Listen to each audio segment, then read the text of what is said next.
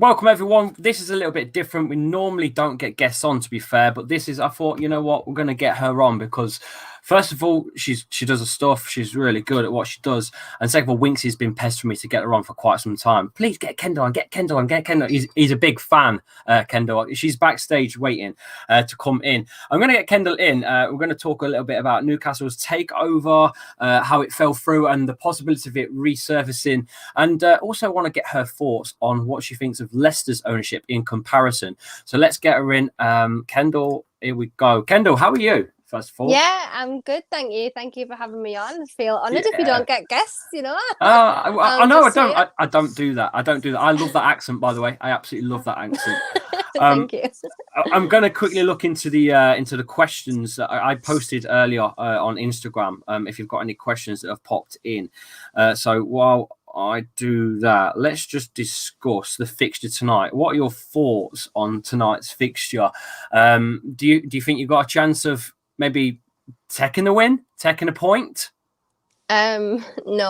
It don't look your face. Your face pretty much sums it up. I'm not deluded. You know, before Arsenal last weekend, I thought to myself, if we're going to beat Arsenal, because Arsenal, like everyone has a bogey team. Arsenal, everyone's ours this season, but Arsenal historically are ours. Like we've only beat them twice in 11 years. And I thought if we want to beat Arsenal, this is the time to do it last weekend. Yeah. And then 2-0 happened. So I thought, you know what, going into this weekend. I seen your tweet. Yeah, I seen your tweet about Villarreal. I've seen that. We genuinely made Arsenal look like prime Barcelona last weekend, and Arsenal looked like us last night. So you know, it is what it is. We are charity FC. We like to hand out points and goals to people who need them. Basically, El Neni scored his first Premier League goal against us. John Stones scored his first Premier League goal against us, and Timo Werner scored his first Premier League goal against us. So you know, it is what it is at this point. But yeah, it's holding records. Holding records is still a stat, right? Well, yeah, start against us, I guess, which is most of the time now. But going into this, probably the last, I would say, 5-6 fixtures before. So after the Brighton game when we lost 3-0, the next few fixtures, I was expecting probably 1 point out of 7 fixtures, and we have got 8. So, you know, and then we've played 4 games. So it is what it is. I just can't expect anything from this. Again, I think we've beaten you twice, maybe in the last 5 years. So I'm just looking now. In 2018, 2019, maybe. Yeah, that's right. It was about around then. Under Rafa Benitez, I must admit, it wasn't under Steve Bruce. I love that. Matty from the Magpie channel says the same thing about Steve Bruce. He just loves him. Not. Yeah. But did you know that you've actually got more wins against us than we've got against you? No, I didn't know that. In all competitions, you've got 13 wins to our 12 and 8 draws. So you're actually edging it over the history. But in the last few games, we beat you 2-1, obviously, in January, 3-0 away as well, and 5-0 at home at King Power. I'm not going into tonight's fixture we're going to batter them, because we struggled to put a goal past a 10-man Southampton side on the previous fixture. You know, can we expect Newcastle to maybe park the bus and nick one? Yes, I think that's probably what they're going to do, because against Arsenal, we kind of came out the starting block slightly and it went wrong, considering you've got, in my opinion, more attacking force than they do. So, I think it's going to be a part of the bus situation, which usually is Steve Bruce's nice, transparent tactics. You know, he looks at like the likes of Tottenham with Harry Kane. All he'll focus on is, right, they've got Harry Kane. He won't think, well, you know, they've got Eric Dyer at centre-back. He just doesn't think like that. He thinks, oh, God, there's a striker, you know, Iheanacho, Jamie Vardy, oh dear, it's game over from that point. So he will think that. I'm expecting defensive football. Oh, you say defensive football, what, you reckon 5 at the back? Like the fixture against Arsenal? Okay. Yeah, you see, that's probably going to benefit you because Leicester do struggle to break teams down. That's one thing that we do. We've had this trouble even when Claude Puel was here, before Brendan came in. We've had this problem of breaking teams down that act defensively. You know, your Burnleys and your Brightons and your Newcastles. But looking at it, I'm thinking Clark, Fernandez, Drummond. I think Vardy's got the pace. I think Leicester are going to win tonight. I don't want to say a high score, but I'm going to go. I think you're going to get a goal. St. Maximin's going to get a goal, I think, but I'm going to go for a 3-1 prediction. I don't know about you. Well, I probably would have said 2-0 Leicester, just because I just think the way we played against Arsenal, and we had Wilson and St. Maximin there, they're, in my opinion, defensively worse than you guys. Because I think your defence and in general and kind of in DD and things like that this season as a DM have been phenomenal, phenomenal, outstanding.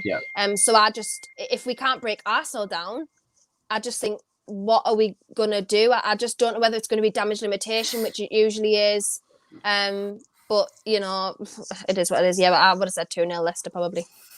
Okay, moving on from the fixture, let's talk serious about the club now.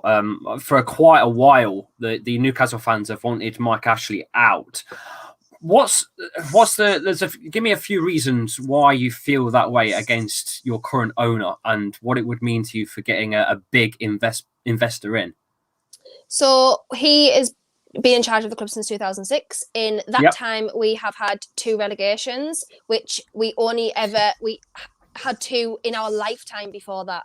And in that short space of time, we've had 2 relegations, barely any investment. We're actually bottom of the table in terms of the Premier League for the last 10 years, 2010, 2020. Of money going into the club. Yeah, of money going into the club from the owner.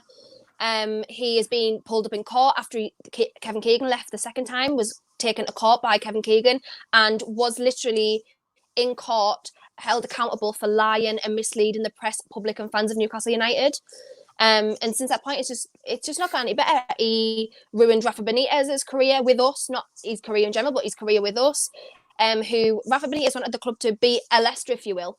He wanted, the investment. He wanted the academy change, and he wanted a better training ground. He wanted complete restructuring of the club and to actually progress them from being, a smaller club, if you will, and with less investment. And that just didn't happen. He just let him go. At the end of his contract, didn't even bother telling him, we're not going to give you a new contract. It was just, bye, off you go. And then ended up getting Steve Bruce. So, yeah, I could go on and on and on about things that he's done wrong. It's funnily enough that in the last year, everyone's on about Glazers out, everyone's on about FSG out, Kroenke out. And people are like, well, why are Newcastle fans not arguing about it now? And that's because he's actually... Funnily enough, he's actually on our side this time. Yes, not in a positive manner. I was about to ask you that. The fans, he just wants to sell now, and he's trying to. Is he hell bent though? That the articles are saying he's hell bent on Newcastle Takeover and the loss of opportunity caused by the Premier League. He's looking at trying to reap, money back from damages and costs to the Premier League. Do you think that's all really true, or do you think he's just playing it by ear at the minute? Well, let us just put something straight. Everything he does is for him. It's all about him. It's protection of his assets. So he is wanting to sell the club because obviously COVID will have hit his businesses, which are high street shops, massively. So now he's thinking, right, well, this is my most tangible asset that I've got right now, Newcastle United, obviously football club. I need to sell. I understand that things haven't gone his way, and it's through no fault of his own that we haven't been taken over this time. It was the Premier League, and it was, paperwork issues, things like that. But I do actually believe that he is really willing, active to sell now, because he hasn't moved the goalposts like he has done in the previous, 5-6 takeover attempts. He hasn't moved the goalposts this time, and he's actually actively worked with them to sell the club on. So, it is always about him, but I think actually right now he is just at the point where he just wants to get rid of it. Do you know much about the Saudi Arabia company that want to come in? Is it PIF? Is that right? Yeah. Public Investment Fund of Saudi Arabia. Yeah. I don't know if you've done your research on them or not, or I don't know if you know too much about them. There's been reports that have been interested in buying Inter Milan as well. Yeah, there has lately. Yeah, which wouldn't surprise me really. Okay, but does that mean if they bought Inter Milan, are they out on buying Newcastle? Or do they want both? I don't know. There hasn't been any clarification on that whatsoever. I just think maybe it can be, like I know, like, obviously the Cronkies and the Glazers, they own NFL teams. Maybe it'll be like that. Yeah, I know. yeah, I like a think big group. I think Watford's owners, they might own Udinese as well in Italy, possibly, as well. Because I think when Matty Longstaff was about to leave last summer or whatever on loan, Udinese were like, okay, we'll take him on loan, and then we'll buy him, and then send him back on loan to Watford. So I think they must be part of the same partnership as well. Right. So yeah, I think maybe they could do both, whether or not they will or not, because they were the ones who actually in the end pulled out because of the way the Premier League handled the situation. It wasn't actually rejected; it was they pulled out of the deal, which I think is a lot of misunderstanding, because people think the Premier League outrightly said no, this is not happening, which wasn't the case. They just asked for paperwork from the Public Investment Fund. The Public Investment Fund said that they'd given all the guarantees, all of the paperwork they were asked for, and the Premier League still weren't happy with who were going to be the stakeholders. So it's very cheeky, considering all these takeovers have happened over the last 15 years. Like Chelsea, Man City. Man City are a powerhouse in football. They're probably going to win the Champions League, give or take. Chelsea might give them a good run, but it's really in the hands of Man City, I think. But that again, they're a newly kind of powerhouse in football. They're not this historic powerhouse that's been built from the ground up for a long period of time, like United and Liverpool, although now owned by ridiculous owners. There's a borderline where I look at football clubs and go, you're either a football club, that FC at the end of your name is football club, or it's a franchise club. Man United, Liverpool, Arsenal, to me, they're like this global fan base, but at the same time, their owners treat the club as almost like a franchise. Are you worried that might happen to Newcastle? Because Newcastle's a big club. You've got a very big, rowdy local fan base up there. And I've always seen Newcastle as a big side. Are you worried that if, just in case that this does happen, that you might turn into Man City, you might turn into Man United, you might turn into Liverpool? I always said I wanted to take over that actually progressed the club.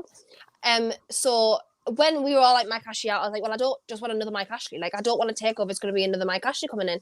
I want someone that will actually progress the club. But it would be nice to have someone who actually cared about the club as well. Like, obviously, your owners, for example.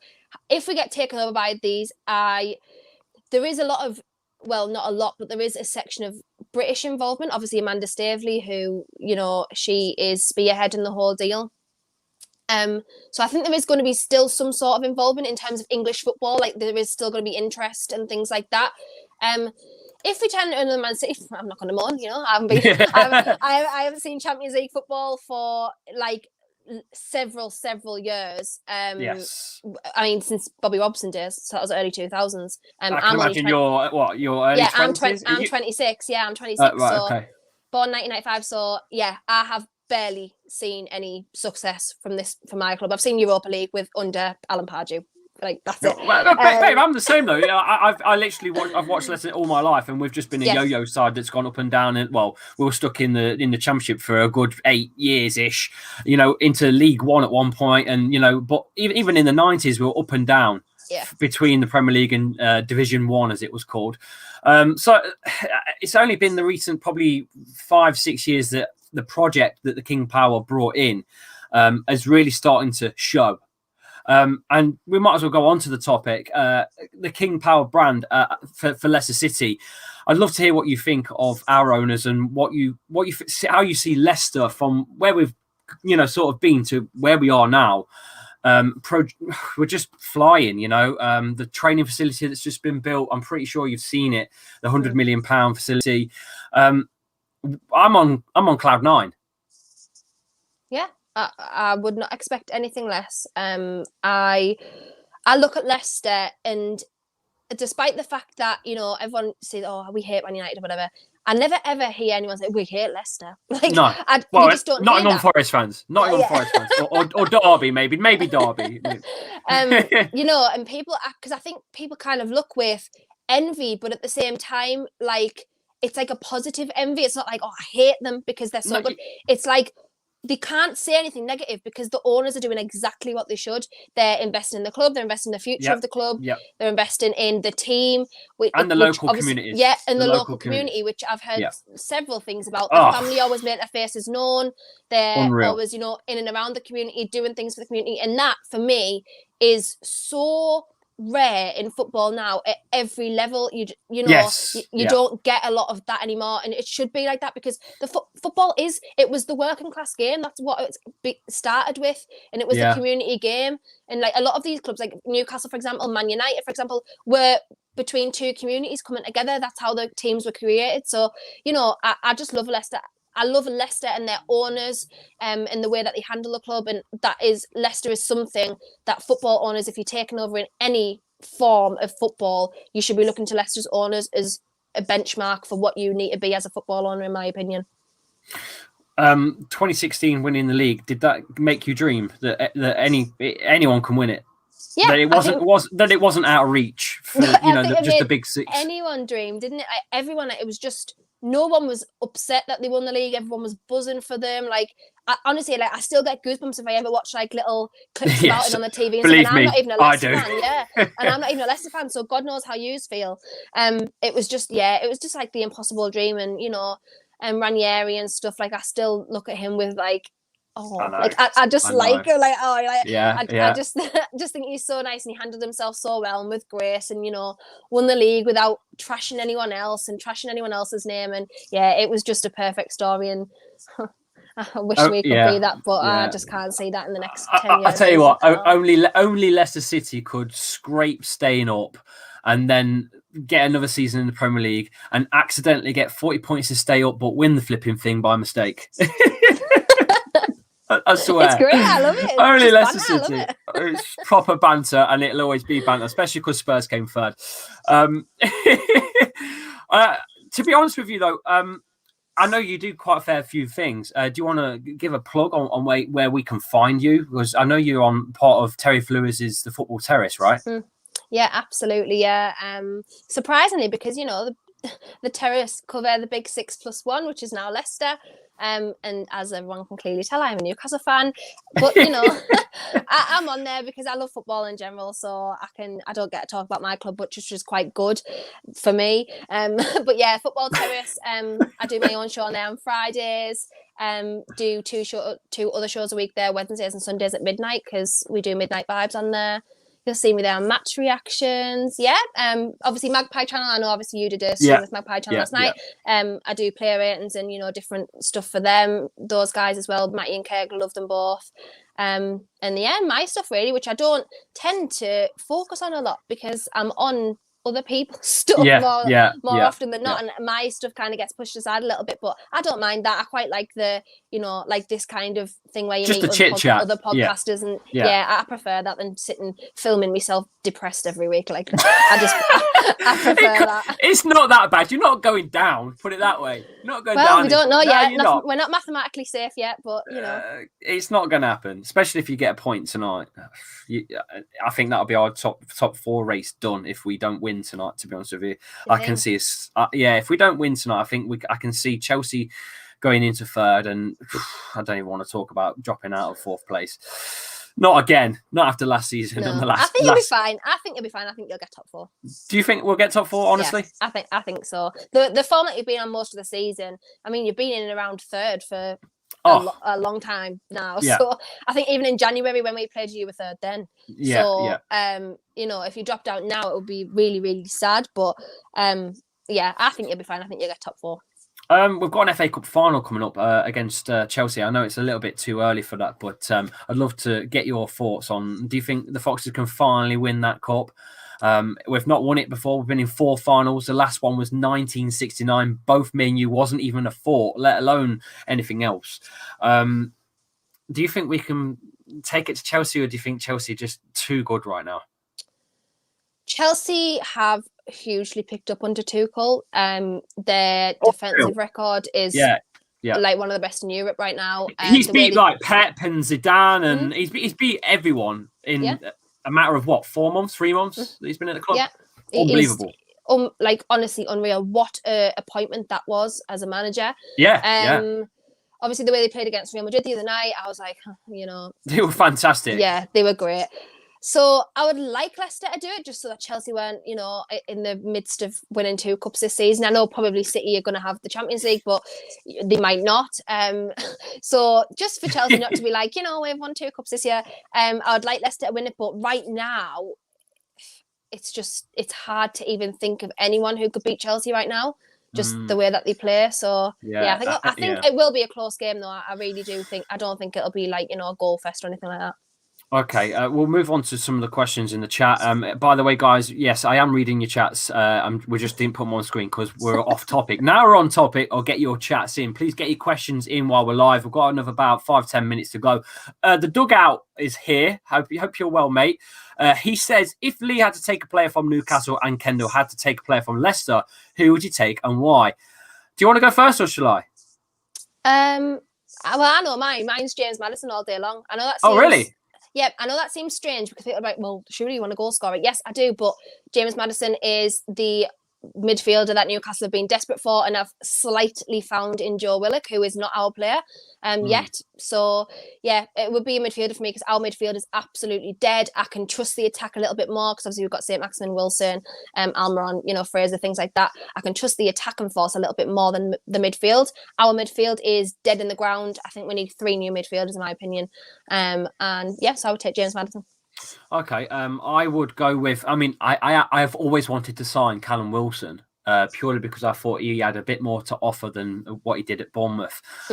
But based on his performance at Newcastle, I wouldn't go with him. If I was to pick one player, it would be Mr. St. Maximin. Have you seen his video on YouTube against the Techers? I think it's the F2, one of the F2 lads. Absolutely unreal. He's a baller. That man's an absolute baller. He has got some techers and a half. I would take him in a heartbeat, absolute straight away.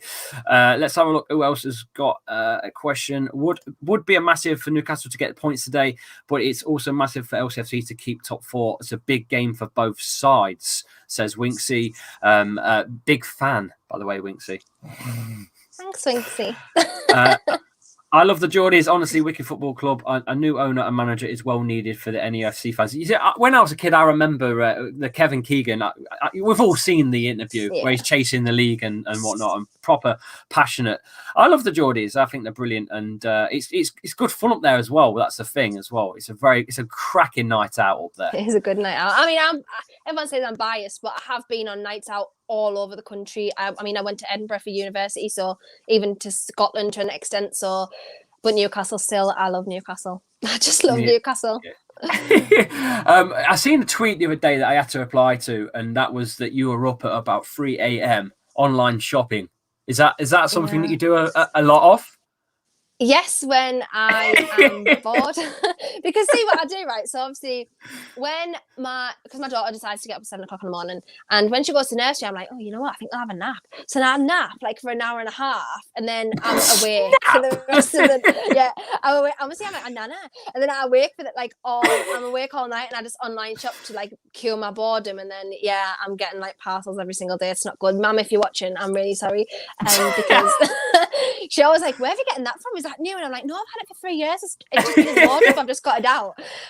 But yeah, no. So you're one of these. You're one of these that gets the clothes every day from like Boohoo and from here and there, and when they don't fit, you put them back in returns, and we have to deal. Because I'm a postman, you know I am. That's why I'm bantering you now. So you're that one. You're one of them. You're one of the you're the worst kind. Yeah. You're the worst kind. I hope you tip your postman. If he's watching, or she. He's decent, he or though. she. He lives down he lives down the bottom of like the end of my mum's street, so like we see him all the time, you know. Hi on that. he's probably like, oh god, here we go. I don't want to see you every day. No. He sees us enough as it is. Oh, honestly, it was just funny. I had to reply to it. It was hilarious. I've been on the job today. I'm absolutely dead, but we're about out of time. I'm like I say, for tonight's fixture, I'm going to go with a Leicester 3-1. Kendall's going for Leicester to win 2-0. Please, everyone, if you don't know where Kendall is, she is pinned in the chat. You can go straight to her channel and hit the subscribe button and help a girl out. You can follow her on Twitter at Kendall Rowan. Just everywhere. Is Oh, Kendall okay. Rowan. It's just If you ever everything's need to Kendall find Rowan. me, every Instagram, single thing is Twitter, Kendall Rowan. Yeah, Instagram, Twitter, YouTube, everywhere. everywhere, and you can find her also on the Football Terrace. I really appreciate you for coming on today, Kendall, and good luck not for tonight. Yeah. Yeah, you really don't mean that. You're like, slyly, yeah, I feel sorry for you, but no, you don't You have really to say mean it. that. You have to say it on these things. You You have have to, to but say thank it. you for having me anyway. Thank you very much. Take care. Bye.